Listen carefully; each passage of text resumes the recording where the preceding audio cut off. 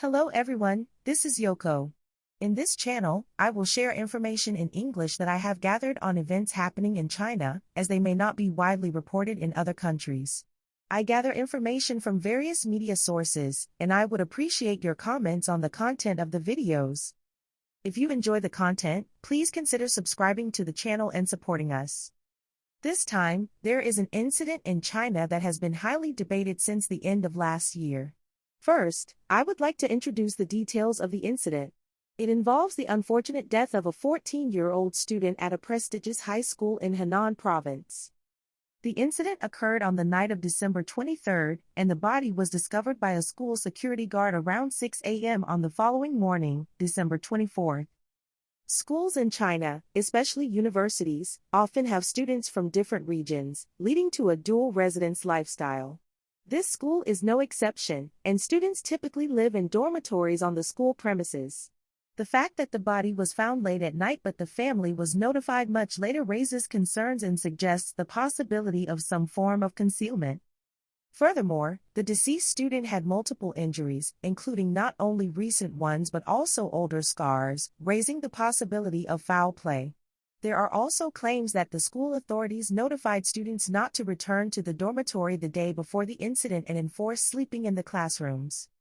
However, local police quickly concluded it as a suicide and denied any foul play. This decision has raised suspicions, especially since it is claimed that the windows of the dormitory near the scene of the incident were closed, casting doubt on the suicide theory. Reports of violence within the school also contribute to concerns among parents of children attending dual residence schools. In response to the lack of transparency and potential concealment, over 1,000 parents and citizens conducted protests in front of the school.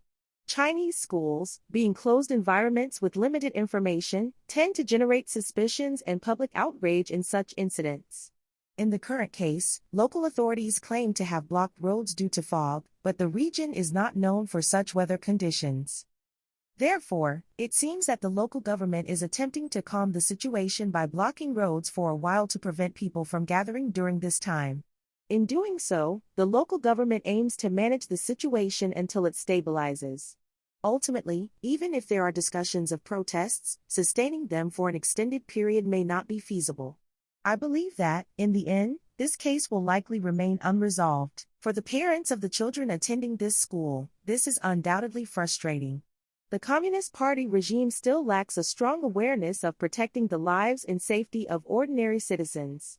In China, organizations above a certain level are essentially under the control of the Communist Party, and when such events occur in schools, it becomes an issue for the Communist Party organization. Their primary instinct is to conceal it. In rural China, both the police and media are controlled by the Communist Party, and there is a high likelihood of collusion between them. While there may be exceptions, most operate as part of the same network. In China, when an incident occurs at a school, it becomes an issue for the Communist Party organization. Initially, they try to cover it up, but local authorities, who are also part of the same Communist Party organization, may not exert much effort to handle it properly. Instead, to quickly contain the situation and avoid responsibility for a murder within the school, they may claim it was a suicide. This is the reality in China. Many Chinese who are accustomed to such situations tend to think that this is how the world works. While the Communist Party repeatedly promotes Japan as a bad country, secretly, many people consider Japan superior to China. Some even believe that China is worse than the United States. While Japan and the United States have their respective issues, it is essential to emphasize the flaws in China's system.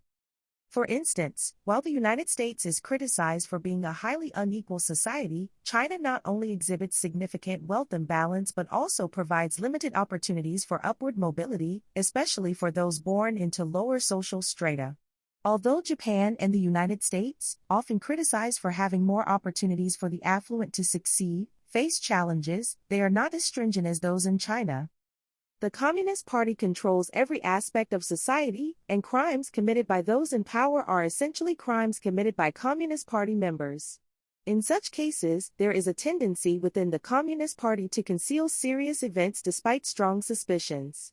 This is a frightening aspect of the one-party system. In Japan and the United States, when someone is killed, it is not conclusively labeled as suicide without a proper investigation. While there may be political considerations, generally, murders of ordinary people are not hastily dismissed as suicides. However, in China, due to the reasons mentioned earlier, cases with strong suspicions of murder are swiftly concluded as suicides, and this happens all too frequently. This highlights the dark side of the one-party system, as the wrongdoings of the Communist Party are concealed because investigations, prosecutions, and trials are all controlled by the Communist Party. That concludes our discussion for now. Until next time.